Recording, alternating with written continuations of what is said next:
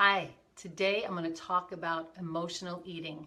I'm Pat Beaupre Becker, certified life coach, and I work with women over 60 survivors of child sexual abuse who want to lose 40 pounds. So I want to give you some of the background about emotional eating. What is emotional eating? So emotional eating is eating anytime your body is not hungry. It's basically eating not to satisfy a physical hunger or a need for nutrition. It's also basically the difference between emotional eating and physical hunger is that when you get hungry after your body is digested your food, it's kind of a gradual, slow, and you get the sensation in your stomach. Emotional hunger is different in that it's quite intense. It feels very, very big and large, and there's an urgency to it. And when you want to satisfy that emotional hunger, mostly what you're doing is you're reaching for empty calories, high sugar, maybe you're looking for that perfect combination of salty and sweet, something that's going to kind of hit that spot, and that has nothing to do with nutrition, fuel for your body. So what else can I say? The other thing about emotional eating is that emotions and food become inseparable. And we'll talk more about that tomorrow when I address why we eat emotionally. The other part is that it could be habitual. It's just a habit, like you eat at a certain time, food appears, you reach out and you take it whether you're hungry or not.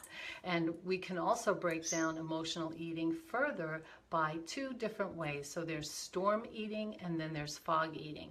So storm eating would be something happens at work and you are really angry and you just come home and you eat. And you know you're angry and you can't seem to manage those emotions, but you're just going to go ahead and eat. Where fog eating is kind of where mindless eating. We do this a lot watching TV. I don't know about you, but if you go to the movie theater and you get that big bag of popcorn, which is huge, and you're watching the movie intensely and you're eating and next thing you know you reach in and there's nothing left and you're like, how did I possibly eat that whole bag of popcorn? That would be called mindless eating.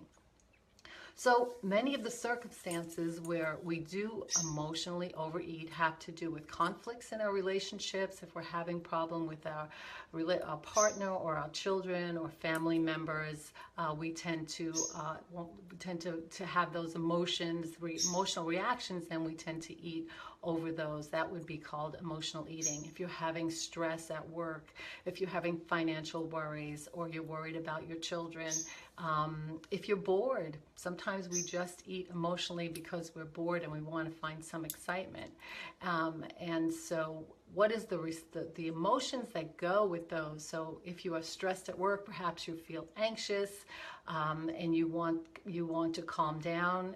Sometimes with fatigue is another time when we tend to emotionally eat, and instead of resting and taking care of ourselves, we end up eating, thinking, and it will, for a quick moment, we will get some satisfaction.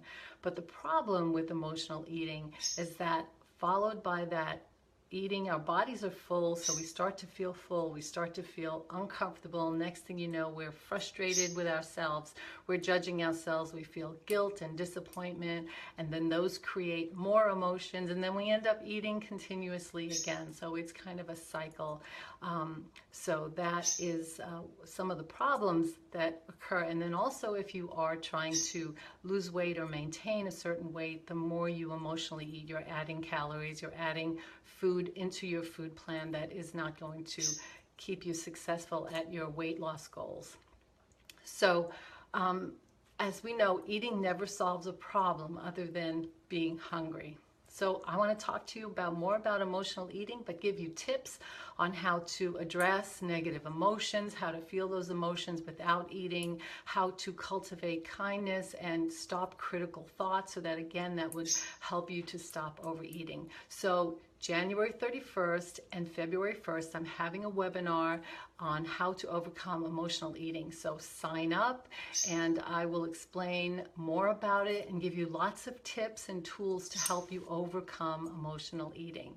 So over the next 5 days, I'll be traveling, but I'm going to jump onto Facebook Live to give you a few more tools and tips and help you identify whether this webinar is for you. And tomorrow, I'm going to talk about why we eat emotionally. So I got to go, and I want to thank you for listening, and I will talk to you tomorrow. Okay, bye.